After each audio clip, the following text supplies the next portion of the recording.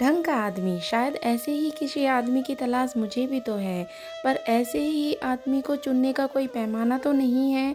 आदमी भी तो यूं ही ढंग की औरत तलाशते हैं और उसके पैमाने सुंदर, मृदुभाषी, सहनशील, सेवाभावी, गृह कार्यदक्ष और हाँ, अगर कमाती हो तो सोने पे सुहागा। और आदमी पता नहीं। मेरा नाम रानी है, यथा नाम तथा काम वाली कहावत उस पर लागू नहीं हो सकती। मेरे घर में अगर मिला लिया लिया जाए तो कुल 4 घरों का काम करती है। दिन रात धूप छाँव में काम करते करते साफ रंग भी तबाही हो गया था उसका, और उसकी आवाज़ मीठी हुई भी कठोर हो गई थी। वह मैं को हमेशा म्हारी बोलती। मातृभाषा तो लोगों के घर काम करते करते कब का दरकिनार कर चुकी थी। अगर नहीं करती तो उसके और उसके नियोक्ताओं के बीच काम चलता भी तो कैसे। उम्र यही होगी कोई 30 साल। शादी के बंधन में बंधी या नहीं, कोई बार सवाल कौनता जरूर। कारण शादीशुदा होने का कोई चिन्ह, सिंदूर, मंगलसूत्र आदि कुछ भी दिखाई नहीं देता। पर क्या पता आधुनिक स्त्रियों की तरह उसे भी फैशन के विपरीत लगता हो।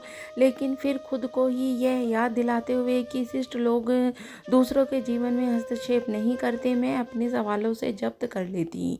लेकिन कब तक। एक दिन स्वयं को संयत करते हुए सारी कोशिश को व्यर्थ हो गई और मैंने उस सीमा को तोड़ दिया जिस से व्यक्ति विशेष के निजी जीवन कहते हैं। बड़ा हो या छोटा, अमीर हो या गरीब, मैं घुसपैठ शायद ही किसी के अच्छी लगती होगी, पर मानता कौन है। मैं भी नहीं मानी। रानी, तुमने अपने पति को क्यों छोड़ दिया? आपको किसने बोला? उसे बुरा लगा। उसके चेहरे पे खींचती रेखाएं देखकर मैं सकपका। अब समझी, हमारी अम्मा आई थी ना कल, उसके पेट में कुछ नहीं रहता। तुम्हें बुरा लगा? सॉरी।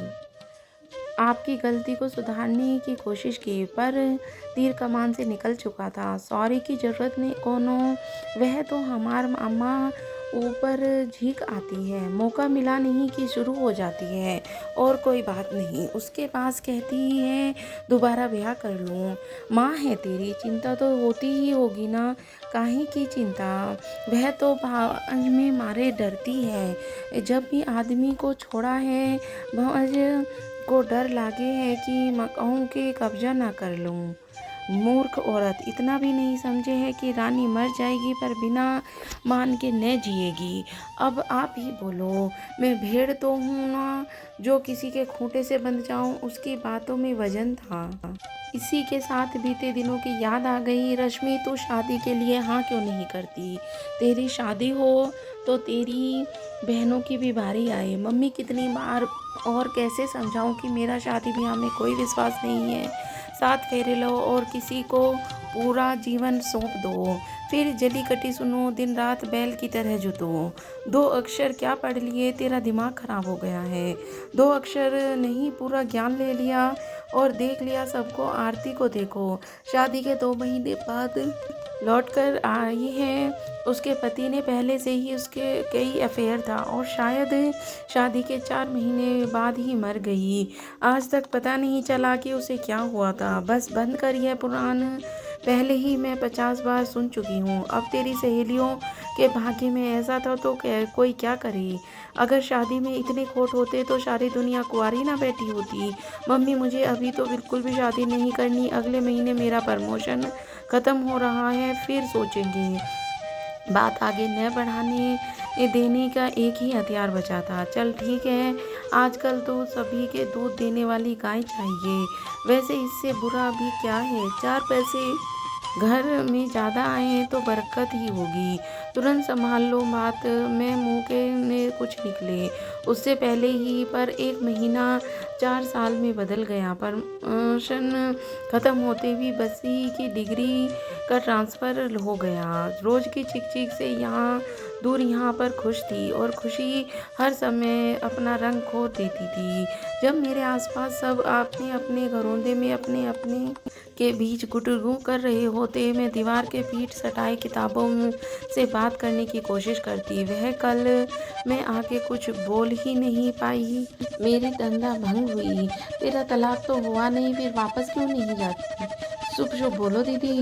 वैसे हमारे यहाँ कोर्ट कचहरी का फेरा नहीं है। जाति पंचायत बैठी और किस्सा खत्म।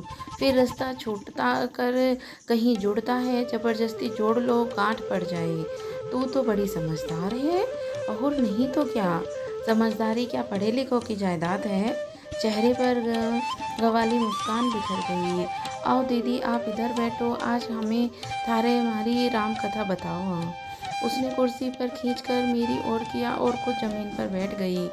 12 बरस की रही थी, माँ बाप ने ब्याह दिया, शहर से गांव, फिर सारा जीवन बदल गया। खेत घर सब संभालती, बैल और मुझसे कोई फर्क तो न करे।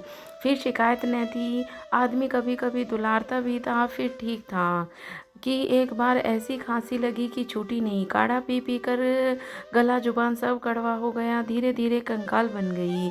हमार सुध किसी ने ना ली। वह तो भला हो उस दीन दयाल का। अरे हमार पड़ोसी बुढ़ा किसी काम से हमार गांव गया आया। हमार ऐसी हालत देख शहर जा माँ को खबर दी। माँ दौड़ी दौड़ी आई और कहूँ उसके साथ जो आई तो वापस नहीं गई। उसने एक सांस में ही अपनी बात बीती कह दी। वापस क्यों नहीं गई? अरे क्यों? अरे ये कौन सी बात हुई कि जब शरीर काम का था तो अपने अपने पास रखा और जब काम का न रहा तो छोड़ दिया। जो हाड़ मांस उसके लिए तोड़ती थी, क्या अपने लिए न तोड़ सकूं? दीदी आप हमारी जगह होती तो क्या करती? इस सवाल के लिए मैं कतई तैयार नहीं थी। मैं अच्छा हाँ छोड़ो। पढ़े लिखों में ऐसा न होता है।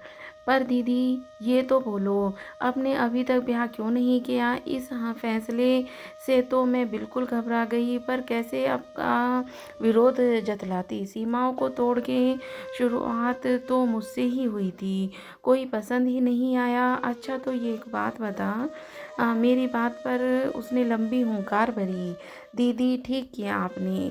दूसरों की खुशी की खातिर ब्याह मत करना, तब तक ढंग का आदमी न मिल जाए। अरे ये तो उसकी बात में तो बग चढ़ गया और खुद को कहाँ रोक पाई। ढंग का आदमी? पर रानी दुनिया में ऐसा कोई सांचा नहीं बना जिससे आदमी को नापा जा सके कि वह ढंग का है या बेढंगा।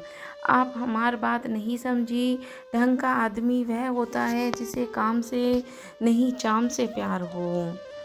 मतलब कैसे बात समझाऊं? अब काम कर लूं, देर हो गई है तो मिश्रानी मारे को ठोकेगी।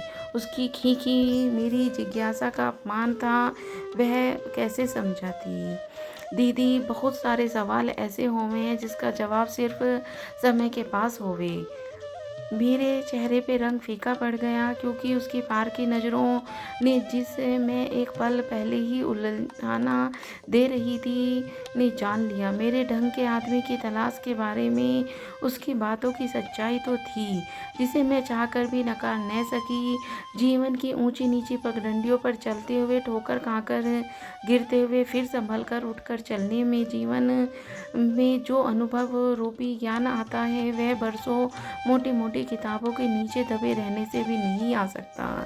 इस उठने गिरने की प्रक्रिया में जमीन से लगे जो धूल मिट्टी झाड़ी जाती है वह उन कड़वे अनुभवों के प्रतिरूप है जिस समय बहाव के उड़ा ले जाता है। ढंग का आदमी शायद ऐसे ही किसी आदमी की तलाश तो मुझे भी तो है, पर ऐसे आदमी को चुनने का कोई पैमाना भी तो नहीं। आदमी भी तो यूं ही ढंग की औरत तलाशते हैं और उनके पैमाने सुंदर, मृदुभाषी, सहनशील, सेवाभावी, गृह कार्य दक्ष और हाँ अगर कमाती हो तो सोने पे सुहागा। और आदमी रानी से ज़्यादा अब मुझे इंतज़ार था कि कब उसे अपनी पसंद का साथी मिलेगा। मेरी जिज्ञासा वक्त के साथ ऐसे बढ़ रही थी जैसे अमावस्या के बाद चांद संयम की सारी पूंजी अब मैंने एकत्र कर ली। मैं दोबारा घुसपैठ करने की गलती दोहराना नहीं चाहती थी, पर रानी के घर में घुसते ही मेरी आंखें एक्सरे मशीन की तरह काम करने लगती, जो उसके भीतर बाहर का सब कुछ पढ़ लेना चाहती थी। कोई मिला ढंग का? वाक्य गले में ऐसे अटक जाते, महीनों बीत गए और मेरी आस भी टूटने लगी कि एक दिन दीदी आपको हाँ बोल बोल अपनी व्याकुलता को छिपाते हुए तुरंत तराजू लेकर बैठ गई। दीदी हमारे को थोड़ा पैसा उधार दीजिए। तेरे तो खोदा पहाड़ और मन में खटास सी उभरी। तराजू का क्या करूं? दीदी आप पूछेंगी नहीं, महीने के बीच में हमारे को कौन सी ज़रूरत आई बता। हाँ हाँ, जी छुपाते हुए मुश्किल था। हमारे को कुछ खरीदारी करनी है। 10 दिन बाद हमारी शादी है। क्या बात कर रही है? दूर जाते जाते जैसे बाजी जीत ली और तुरंत ही तराजू हाथ में लिया। एक पलटा खाली, बिल्कुल खाली क्यों? उसमें रानी के ढंग के आदमी की खाका जो रखना था और दूसरे पलड़े में मैन फॉर्म और men's and women's forms Venus से लेकर ये सारी किताबें जिसमें आदमी को परखने के लिए कुछ सांचे रखे थे। दीदी वह मिल तो 4 महीने पहले ही गया था पर मरा राजी ना हो रहा था। पहला वाक्य ही ऐसा कि रानी का पलटा जमीन में धंस गया। जिसमें नया क्या है? कभी सुना है कि औरत राजी हुई हो? इनकार या इनकरार करने के सारे अधिकार तो आदमी के जन्म से ही साथ ही लेकर आता है और औरत नहीं, ऐसा हमेशा नहीं होता। मैं हूँ ना, मैं कब तैयार हुई और तुरंत अपनी पीठ थपथपाई। क्यों? तू उसे पसंद नहीं थी? पसंद पसंद तो तब होती जब वह म्हारे को नज़र भर देखता। म्हारे उर्वशी सा हर रूप धरो को पर मजाल है जरा सा भी टस से मस हुआ हो। वह तो क्या? उसकी बात को तुरंत ऐसा पकड़ा कि कहीं बीच में न छूट जाए। वह तो उसके बच्चों को जब कलेजे में लगा लिया तब जाकर। और ये क्या? तराजू का पलटा तो चटक गया। बच्चे हैं उसके? और नहीं तो क्या, 2 लड़कियां हैं। उसने उंगलियों को ऐसे उठाया जैसे विक्ट्री मार्क बना रही हो। दीदी जब उसने हाँ कर दी तो हमारे लगा कि हमने ज़िंदगी की लड़ाई जीत ली। बेवकूफ़ औरत, मैं तो सोच रही थी कि समझदार है, पर ये तो।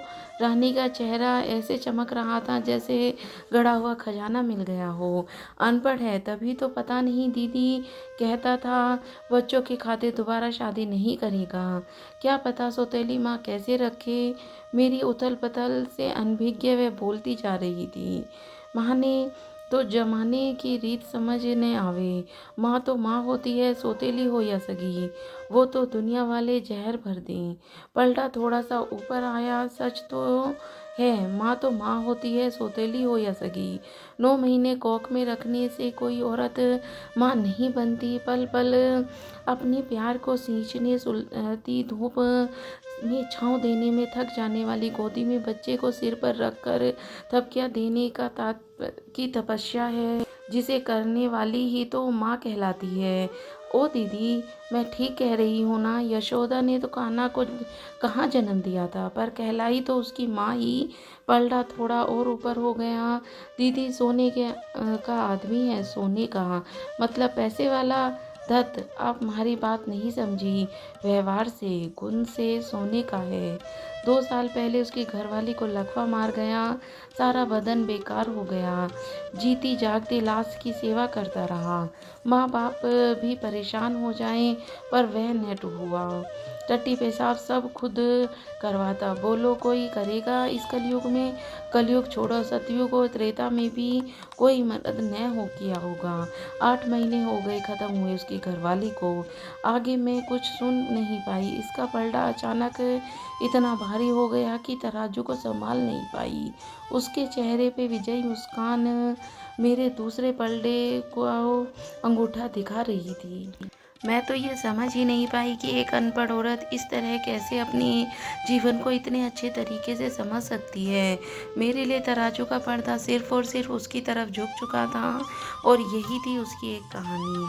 तो दोस्तों, आपको ये कहानी कैसी लगी मुझे कमेंट करके ज़रूर बताना। मैं ऐसी ही अच्छी अच्छी कहानियाँ आपके लिए लाती रहूँगी। पूरी कहानी सुनने के लिए आपका बहुत बहुत धन्यवाद।